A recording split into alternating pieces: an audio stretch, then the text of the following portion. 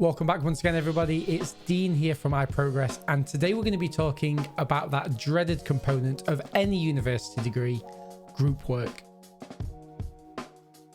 As always though, before we jump into that content, make sure to leave a like on the video, subscribe to our YouTube channel and share it with any of your peers or friends who might find this content useful. So people hate group work for lots of different reasons. First of all, you might find that your contributions within that group aren't equal. You might be the one who finds themselves pulling way more than their fair share of the weight. You might also find it near impossible to stay in full contact with everybody within the group. People might be working, people might not be responding, and people might not be willing to meet outside of those classroom settings. And you might also have plenty of mismatched styles of learning and working, which means that you just don't do the work the same way, and that can cause rifts within the group. However, with any university degree, group work is essential. Not only does it teach you a wealth of transferable skills, which can benefit you quite a lot, but also for some degrees, such as psychology, it is a required component of not only completing the course, but gaining that accreditation that you need alongside your degree. After all, would you hire a psychologist that can't effectively communicate and talk to other people? So in this video, I'm going to give you 4 quick pointers of how to best work in those group settings. The first point is an entire mindset shift about what group work is. Yes, we can see it as a massive inconvenience within our course. Yes, we can see it as something which makes our work even more difficult for us. But the purpose of group work is that the outcome is meant to be greater than the sum of its parts. What this means in practice is that you all should be trying to draw upon each other's strengths to make the work that you would have submitted originally even better than you could possibly imagine. Perhaps you aren't as strong as communicating certain elements.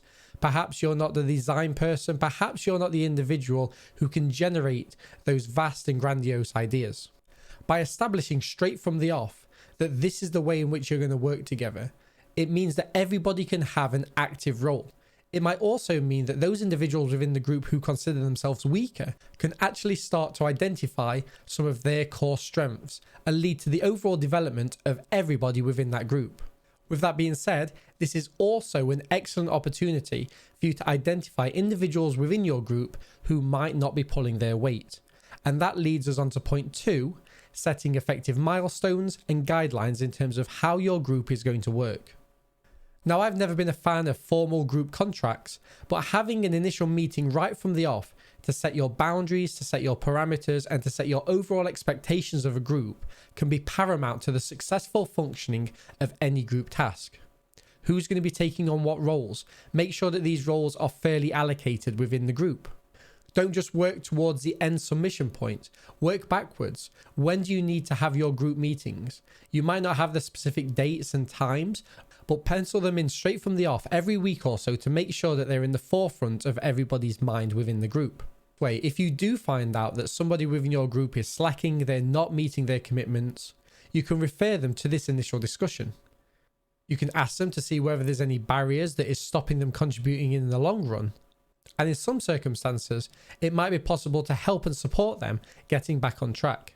Now, I appreciate this might be not expected within a group setting, and it's certainly not your own job to do this. However, it does show those leadership skills and leadership values which could contribute to case studies when you're talking in an interview setting.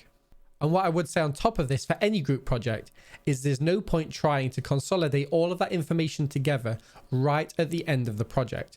Make sure to buy yourself a week or 2 weeks if possible to get together as a group to see whether all of these different sections of a story fit together, especially if you're presenting it in front of others. As you'll see in other videos from iProgress, one of the most effective strategies for reaching those high marks is for you to be able to tell a story within your work.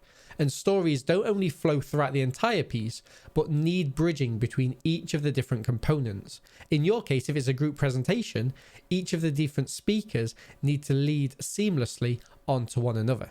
This would be near impossible to pull off on the day of the presentation, so make sure to get that time in so that you can practice as a group. It might also be useful for everybody to feed back on everyone else's work. This not only provides that support and encouragement, but also going back to what we were saying about everybody showing their strengths, it means that you can elevate other people their content, and their contributions. Underpinning all of this, of course, is our third tip of needing effective communications. I completely appreciate that at undergrad, especially in your first year, it can be quite difficult to fully articulate everything that you need to convey the messages that you're trying to say. What do you think you need as a group? How can you ask people for meetings? How can you have these awkward conversations with people who might not be pulling their weight? Other members of your group, your peers, and also your academic team are there to support you with putting these communications together. And this is an excellent developmental point, which will serve you well throughout your degree and into your careers thereafter. Make sure that your emails or text messages are clear, and always try to redraft them so that the key information is highlighted to the receiver. By doing this, you remove any sort of confusion, and it really helps other members of your team to realistically know what is expected of them. Make sure to respect other people's time, respond quickly, respond efficiently, and make sure that if you can't attend a group session, you're communicating to the rest of the group as to why and what you intend to do to catch up with that work at a later date. This is really important now that we're, in quotes, in a post-COVID era, when not only are we working more remotely, we're working more dynamically. There's also a lot more online courses where you might be working with people all across the globe. How are you effectively having these meetings remotely at other people's time zones? Remember that other people might have caring commitments. They might have wider family roles that they need to take care of. And as such, we need this effective communication so that people can start to respect each other's time. It might be that if you're seeking a meeting with people all across the globe, that you can't effectively have a meeting all together. As such, you might form smaller groups to keep that efficient working going. But always make sure to document what was said within each of those meetings. If you do this, it means that other people can catch up more easily.